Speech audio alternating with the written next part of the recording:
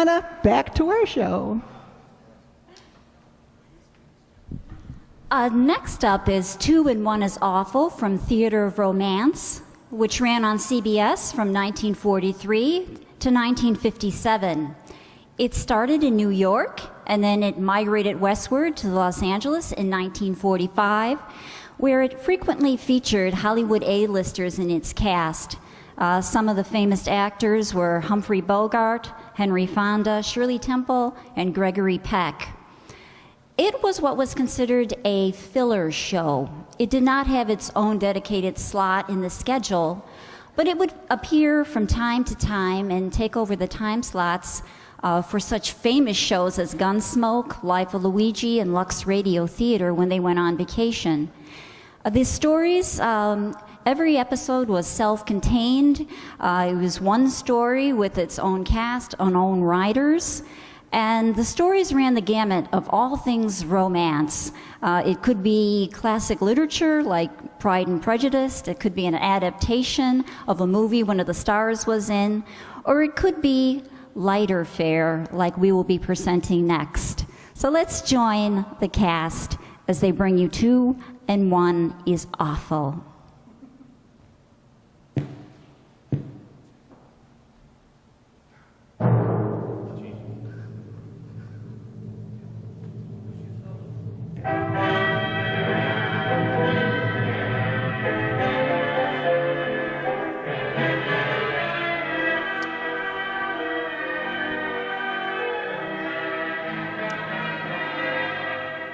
Now from Hollywood, romance. Some triangles are equilateral, some are acute, and some are eternal. Today ours is eternal, and I guess it's a little acute too. Anyway, it all adds up to a problem, and everybody's got an angle. So now with Joyce McCluskey as Laura, we bring you transcribed Kathleen Height's delightful story, Two and One is Awful.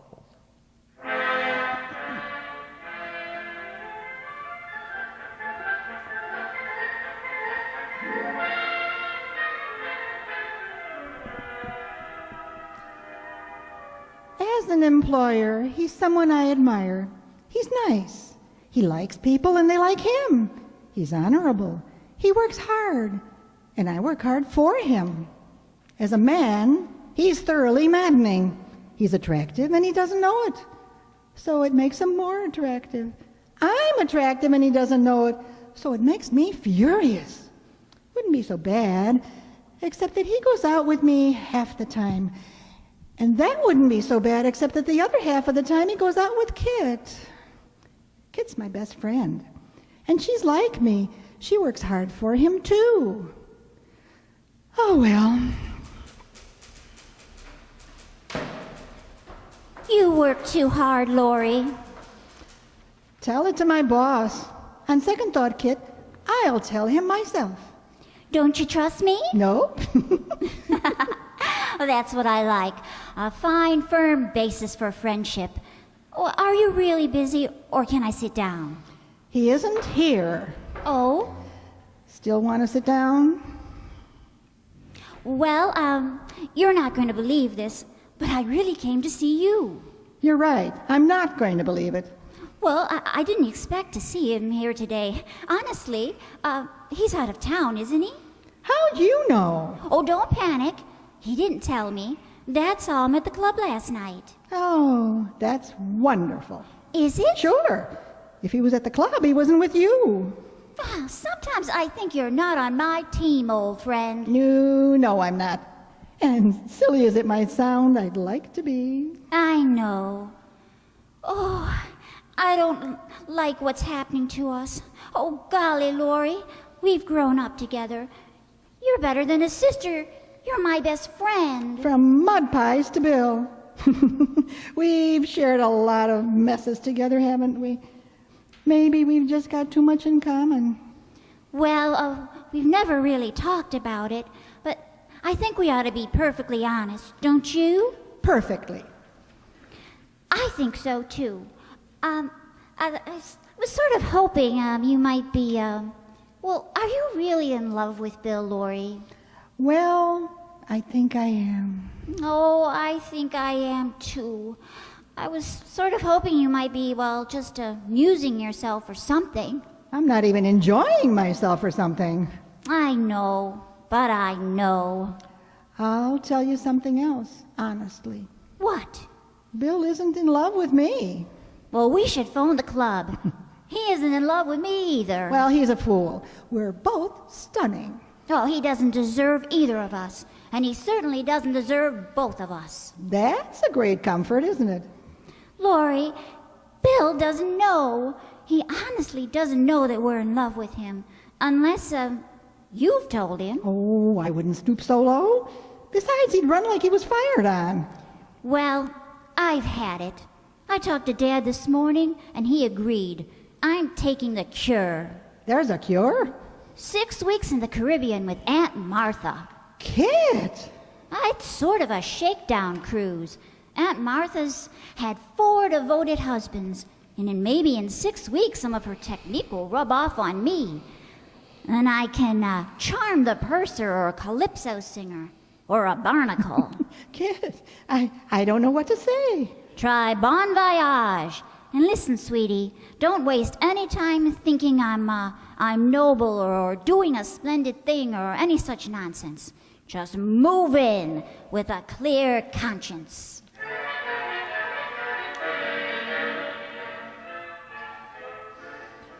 Well, it wasn't that simple. Kit's blessing meant a lot to me, but it took a little while to clear my conscience. 2 interminable days until Bill got back from his business trip. Hi. Bill, welcome home. Thanks. Oh, brother, am I glad to get back. Rough trip, brother? Oh, yep. Yep. I don't know how those guys do it. Work all day, play all night. They can have it. I'm a real homeboy. Yeah. You don't believe me. You know what I've been thinking these last few days? I haven't any idea. A farm. Well, keen. Not a big one, you know. 40 acres maybe, but a place that's out of the way, and I could have a little stock and a couple of horses. Big garden, lots of trees, lots of room, lots of peace. Sounds crazy, huh? Not as crazy as it should. You'd like it. I know you would. I like it? Sure. You remember early this fall on a Sunday, we drove out in the country for the day? Bill, the old Appleton place. You see? You liked it. I haven't been able to get it out of my mind since. And, you know, when I was in New York, I finally figured out the gal for the place. You did? Uh-huh. She'd be perfect. Would she? I think so. Laurie, tell me the truth now. Can you think of anyone better than Mrs. Billingsley? Mrs. Billingsley? Yep. Your landlady? She's a great cook. Keeps her home shining all the time. We understand each other. She used to live on a farm, you know. Bill, she's old enough to be your mother. What's that got to do with it? She's still got her health. Matter of fact, she's strong as an ox. I don't believe any of this. Why not? All I want is a housekeeper. You know, it isn't as if I was gonna ask her to marry me. I think I'll go get some coffee. Oh, you don't think much of the idea, huh? I think Mrs. Billingsley is a dear, and I think you'll both be very happy. Well, what about you? Ah, there's a good question. What about me? I don't understand you sometimes. I thought you'd be tickled to death. I could hardly wait to tell you. And you act like I've insulted you or something. I'm sorry, Bill. Oh, forget it. You don't have to be sorry. I just wanted you to like it. That's all. Well, I would. I would. Oh, don't pay any attention to me. After all, I wouldn't have anything to say about it anyway. Really, I mean, it'd be your farm. Yeah, but the way I figured, you'd be spending a lot of time there. I want you to be happy. What would I be doing there? Same thing you do here. Type, file, you know. Well, don't look at me like that. I couldn't afford the office if I bought the farm.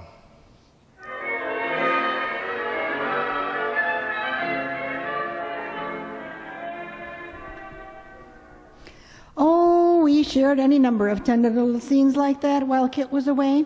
Some of them were even less romantic. By the time the 6 weeks were over, my conscience was so clear it made me sick. I must say that Kit's behavior was champion the entire time. Not one single picture postcard did she send him, nothing. I went to the airport to meet her the night she arrived home, determined to find out who or what cured her. I was ill prepared for what I found.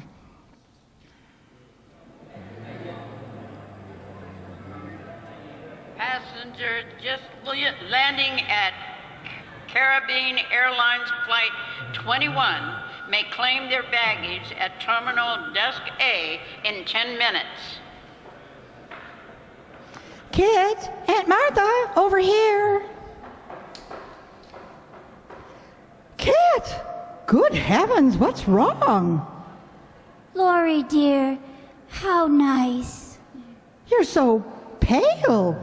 Kit, Aunt Martha, what's wrong with her? Jungle fever. What? My goodness, child, don't shout so. It's all right. Don't be concerned about me. Oh, but I am. Here, take my arm too, Kit. Oh, thank you, Lori. You're doing marvelously, dear, marvelously. Am I? Did you, come all the way to the airport alone? Mm-hmm. That's a long drive, all alone. Oh, no, it's not bad at all. Besides, who would I have come? Were you expecting someone? Well, more or less. I mean, that is, Well, of course we weren't expecting anyone, Lori, dear. Kit? Please, Lori, I mustn't get excited. It's bad for me. You can relax, Camille. Why, Lori, what on earth are you... Yeah, and take off the white pancake and the wan smile. It's his bowling night. Oh, Aunt Martha. he went bowling?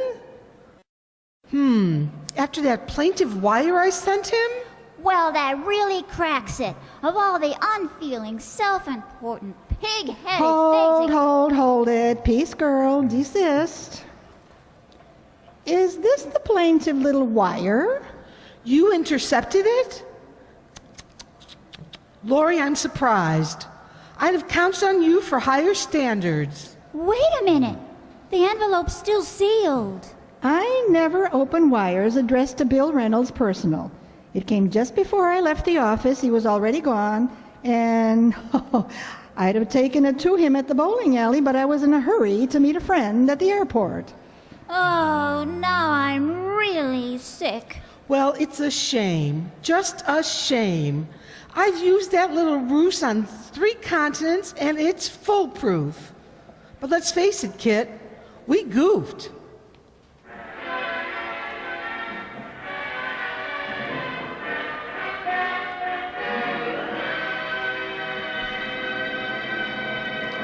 We will return to romance and to our story, 2 and 1 is Awful, in just a moment. The pounding of horses' hooves, the sound of gunfire, the smell of gun smoke tell the story of the West a century ago. The CBS radio program called Gunsmoke dramatizes this story twice every Saturday over most of these same stations, Saturday daytimes and Saturday nights. Gunsmoke brings you adventures of a fighting marshal, drawn from real-life characters of his day whose job is to hold the frontiers against outlaws, cattle rustlers, drifters, saddle bums, and ex-school teachers. Oh, wait, that's not right. That's it. In this awarded, applauded adult Western series, Gunsmoke presented at the Star's address. And now, for the second act of Romance.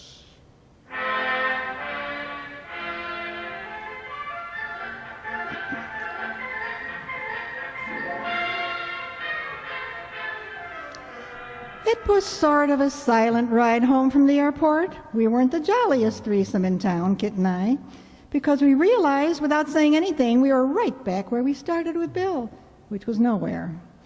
And Martha, because she clearly wasn't used to her little ruses going awry. We remained strictly incommunicado until just before noon, a couple of days later.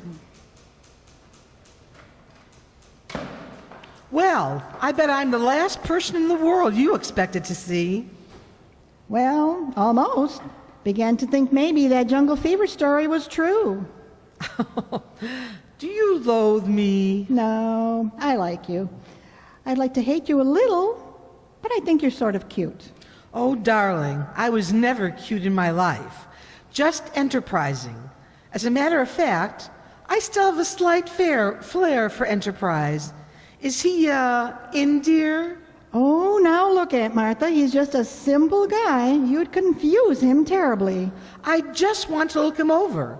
I like to see the man you're ruining two delightful young lives. Does Kit know you're here? Well, of course she does. All right. I don't know what I'm worried about. Things couldn't be much worse. Shall I announce you? Oh, no, don't bother. I like to catch them off guard.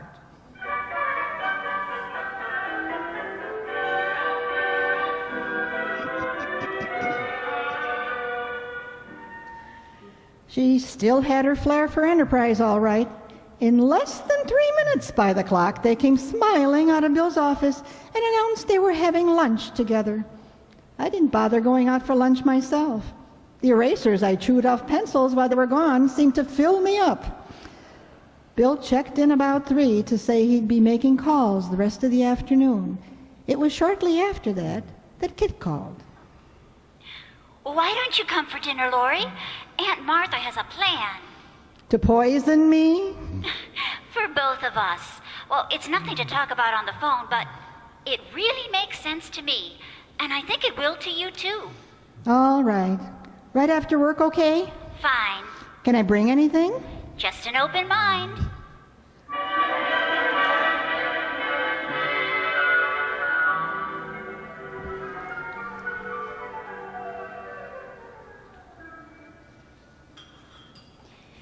Did you like him, Aunt Martha?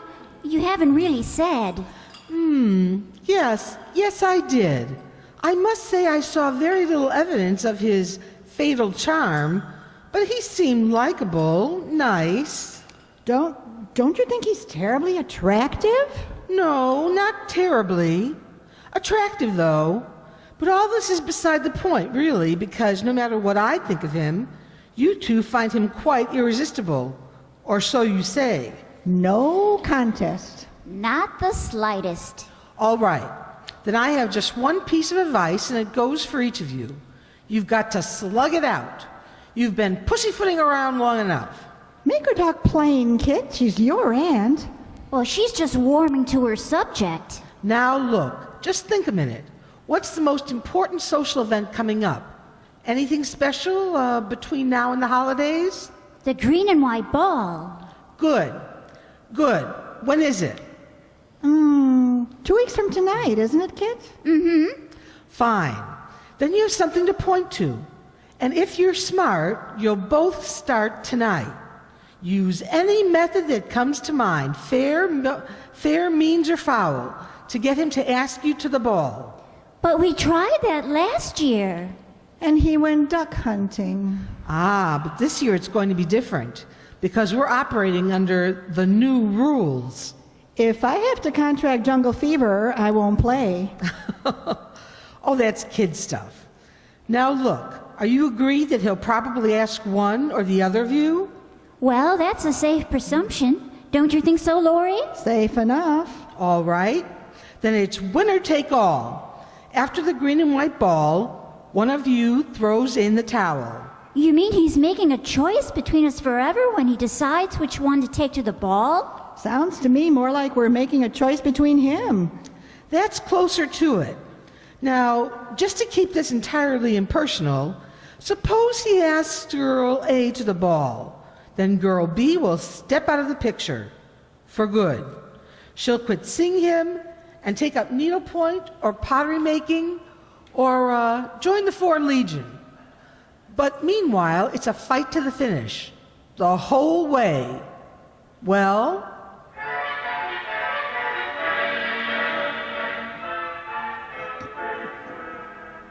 we had to agree. Besides, in a ruthless sort of way, it made sense. Within 15 minutes, the battle lines were drawn, and Bill was the target, like a defenseless little city that didn't know war had been declared. At first, I almost felt sorry for him. He seemed bewildered, dizzy from the barrage of home-cooked dinners, surprise gifts, new hairstyles, and 100 little extra courtesies. But bless him, he began to thrive on it. Then a week went by, and then 10 days, and no action. I decided to switch my attack. Hey, Laurie, come in here a minute, will you? I'm right here at my desk if you want to see me. What's the matter? Are you sick? Maybe. I don't know.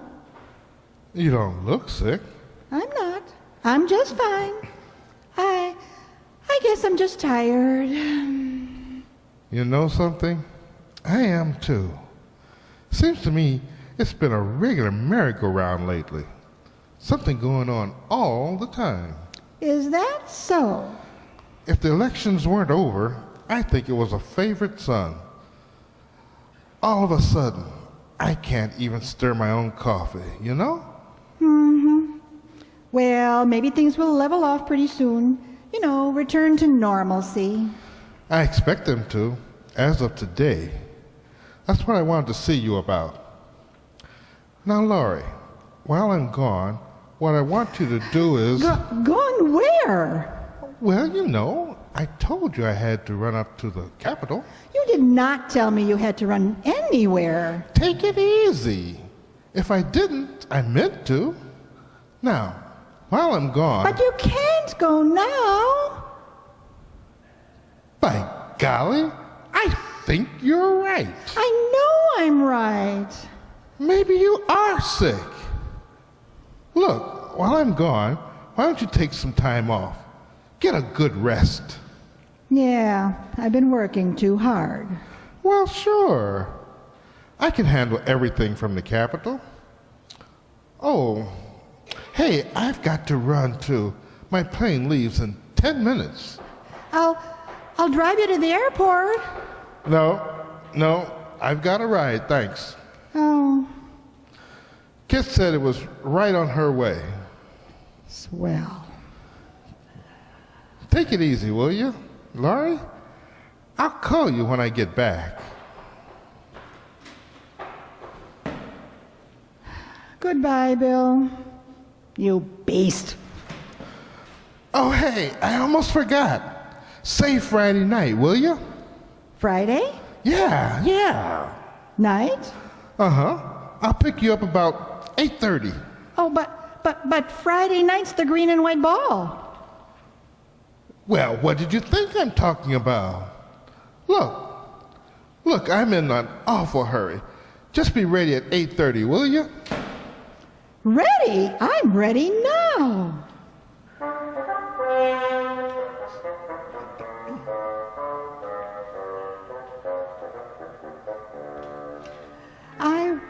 I was very nearly delirious until I remembered Kit. How would I tell her? I really didn't know. I'd been so busy campaigning, I never thought about winning from Kit. Well, there was an emptiness to it. I couldn't tell her that day, and I kept putting it off till suddenly it was Friday, and I couldn't put it off any longer. Funny funny you're coming here. I was just going to come downtown to see you. Well, I'm glad I came to see you first. I mean, I think it's better this way. Please sit down, Lori. No, thanks. I'd rather stand, but you go ahead. Sit down. No, I'd rather stand too. Kid, it happened. Bill asked me to the ball, and naturally I accepted. Oh, no, he couldn't have. He couldn't do that. I know he wouldn't. I'm sorry. Honestly, I am. Well, you better sit down too, Lori, or you'll fall flat on your face. All right, dear. I'll sit if that'll make you feel any... What do you mean I'll fall flat on my face? He asked me to the ball, too. Oh, no! He couldn't have. He wouldn't do that. I know he wouldn't. I just made that speech. Oh, I'm not kidding you, sweetie. On the way to the airport the other day, he asked me. He said he'd pick me up at 8:15. He's picking me up at 8:30. Oh, Kit, this is really the last straw. Taking both of us. Well, he can't, that's all. I'll break his stupid neck. We'll both break his stupid neck. Oh, in one death, double-barreled move. Yeah. Oh, Lori, Yeah? Lori, run home. Get your dress, your jewelry, and your musket. When he comes to the door tonight, we'll both meet him head on.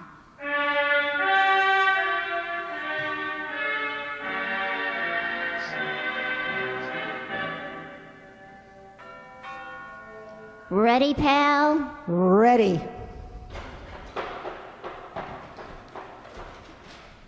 Hi. Oh, hey, both of you, huh? Look who's got 20/20 vision. Old Eagle Eye. Well, this is great. We can kill two birds with one stone. Give him the reading, pal. Kill one bird, 2 stones. Hey, you guys, come on in. They're both here. Well, aren't you going to ask us in? Us? Sure. Jim, Fred, and me. Jim and Fred? Yeah. What are they for? Protection? Well, what's the matter with you two? You said you'd save tonight. You'd save tonight for the dance. These guys are great dancers. I'm going to comb my hair. And I'm going with you. Okay, but don't be long, huh? The most beautiful girl in the world.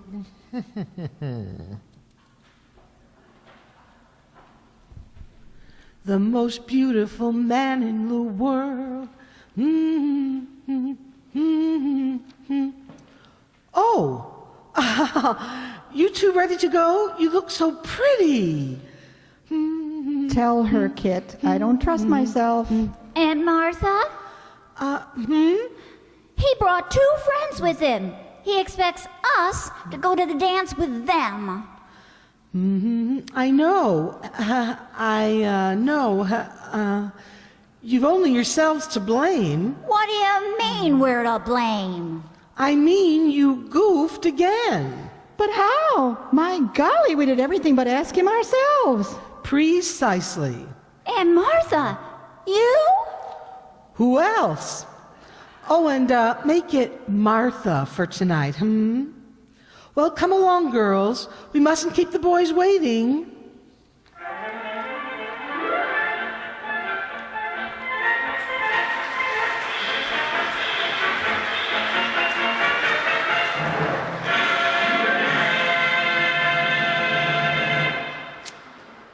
Tonight's production of Romance was produced and directed by Donna Amesmeyer, with an editorial supervision by Matt Heim. You've heard 2 and 1 is Awful. It was especially written for Rants by Kathleen Height. The cast of 2 and 1 Awful featured Ellie Babka as Laura, Sue Gazensky as the vivacious Aunt Martha. The very naive Bill was played by Andre Dixon, the man. He didn't seem to have a clue at all, did he? Donna Amesmeyer played Kit. Thank you, Donna. Nell Brennan was the airport announcer. And once again, sound effects were courtesy of Marty McNulty. Our expert technical team was John Gelsamino and Lorenzo Cordova. Thank you, guys. And I'm Roger Morris, your radio announcer. And now for a few, all right. And now for a few words from Donna. We would like to say a very, very special thank you to the Riverside Township Board trustees and Township Supervisor Rich Tusher for their continued support of our group. We are so grateful. We love to be able to come here and perform for you September through May. And we invite you to join us as we applaud them for their continued support.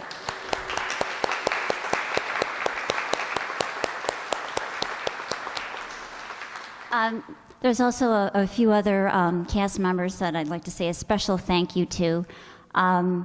We'd like to thank Ellie Babka for everything she does for our group, from painstakingly transcribing our scripts and copying them, working with the township, being our liaison to the community, and so much more. She's really the heart of our group. Thank you so much, Ellie, for everything.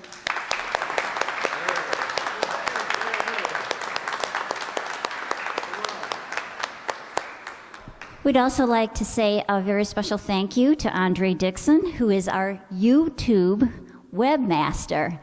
He has worked tirelessly, and he has spent so many hours, sometimes 20 hours, to upload a show for us, to put it on YouTube so that the whole world now can share our shows.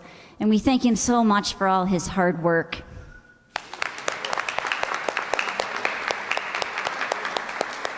And a special thank you to our technical team, John Gelsamino, Lorenzo Cordova, for assisting us with our live shows and doing the filming and making it possible so Andre can take those shows and put them on YouTube. Thank you so much.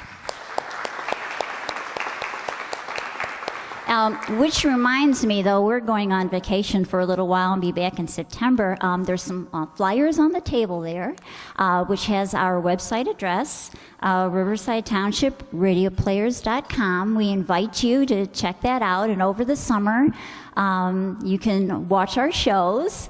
There's a handy link on our website that'll take you over to the YouTube pages so you can enjoy Andre's handiwork. So please feel free to take a flyer.